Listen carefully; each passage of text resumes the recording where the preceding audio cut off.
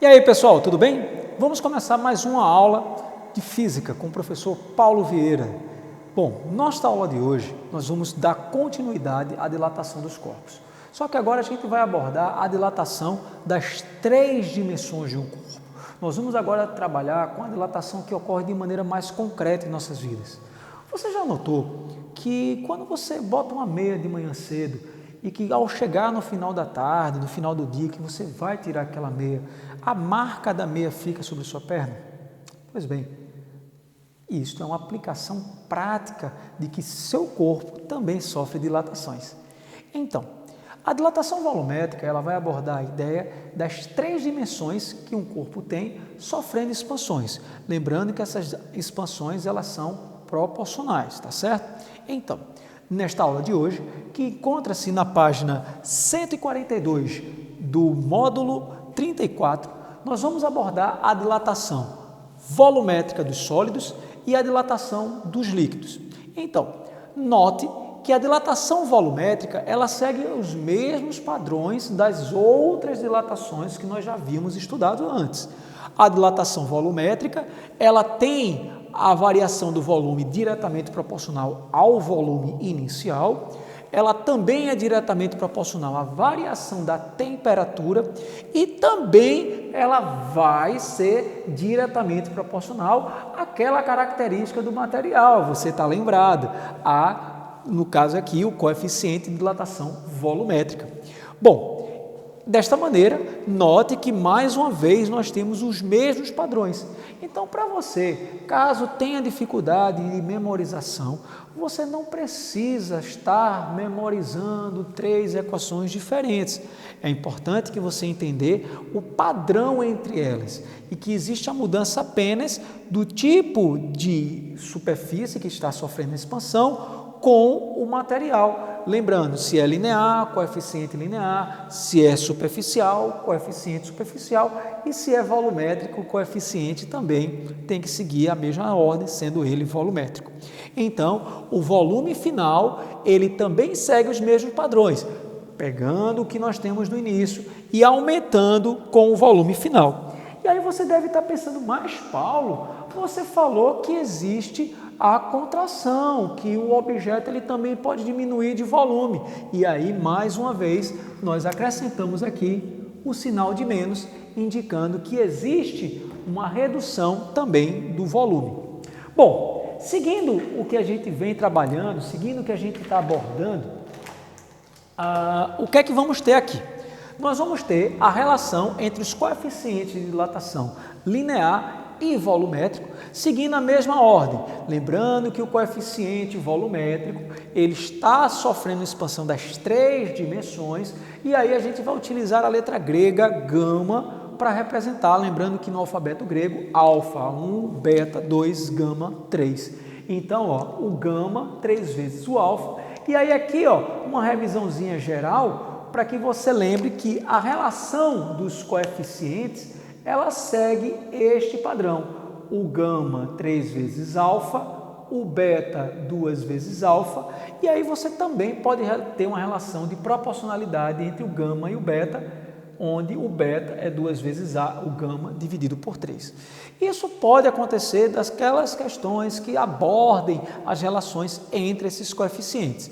Note que você está lidando aqui com apenas proporcionalidades e que você não precisa estar decorando essas informações.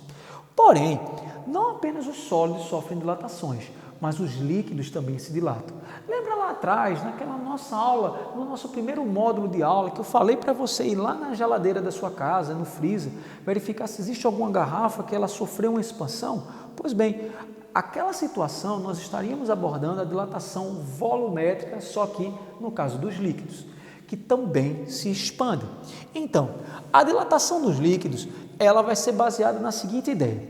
Você tem um frasco, no qual ele vai ser aquecido, e você tem aqui uma quantidade de líquidos. Bom, a partir do momento que esse líquido começa a se expandir, e aí lembre-se daquela velha história. Não sei você, mas eu, quando era criança, minha mãe ela pedia para eu ficar observando o leite ferver. E eu ficava lá olhando aquele leite fervendo e ela dizendo: meu filho, quando o leite transbordar, você desliga o fogo. E eu ficava olhando e gritando para ela: maninha, o leite está normal. E eu ficava olhando, quando eu virava o rosto, o leite simplesmente transbordava. Já aconteceu isso contigo? Comigo já. Então, o que aconteceu ali? Você teve uma dilatação de um líquido que ultrapassou o tamanho do frasco onde ele estava. E aí, esse ladrão, tá, que nós temos aqui, ele representa o caminho por onde esse líquido vai escorrer. E aí você tem aqui, na medida que esse recipiente, que esse frasco, ele começa a aquecer, o líquido que está aqui, ele vai transbordar sendo colocado nesse recipiente. É importante você ter em mente que pode acontecer duas situações nas dilatações dos líquidos. Você pode ter o frasco, que é esse recipiente daqui, que é onde o líquido está inicialmente, podendo sofrer alterações do seu tamanho. Então, fiquem atentos no enunciado. Se o frasco, ele será desprezível, e se ele for desprezível, o que você vai calcular apenas é a variação do volume. Veja que a equação ela segue os mesmos padrões da dilatação dos volumes dos sólidos, tá? E no caso, se porventura o frasco ele tiver um aumento considerável ou não desprezível, isso você tem que estar atento de que o líquido no interior dele, ele não pode crescer menos do que o recipiente, do que o frasco. Então, o coeficiente de dilatação do líquido, ele tem que ser maior do que o do frasco. Então, o que é que nós vamos ter com relação a esse termo? Que a variação do volume que foi transbordado, esse volume que transbordou, esse volume que está vindo aqui para este recipiente, este volume, ele é a diferença do volume do líquido, ou seja, o que o líquido expandiu, menos a variação do volume do frasco. E aí note que os termos matemáticos, eles seguem os mesmos padrões. O que vai mudar apenas é a questão do líquido e do recipiente. E aí, você que está em casa, mais uma vez, lembre-se, estamos falando de volume, estamos falando de medidas da geometria espacial. Isso significa que uma questão ela pode sim trabalhar já o volume diretamente. Aí você diz: Paulo, como é que eu sei que uma medida já é diretamente um volume? Quando você olha a unidade de medida elevado ao cubo, centímetro cúbico, metros cúbicos, tá? Mas, se você perceber que as medidas não estão elevadas no expoente 3 e o que está acontecendo é que eles estão dando unidades de comprimento, isso quer dizer que você vai precisar sim calcular o volume daquele recipiente. Lembre-se, os volumes mais importantes que você precisa saber são os volumes dos cilindros, dos prismas, cuja área da base multiplicado pela altura, e o volume da esfera, que eu destaco para você, que é 4/3 πr ao cubo, tá bom? Então, lembre-se de memorizar, de revisar essas duas equações, para que caso um problema venha a cobrá-las, você consiga resolver de uma maneira muito plena, tá bom? Então, com isso, nós finalizamos a nossa aula de hoje. Um grande abraço para você.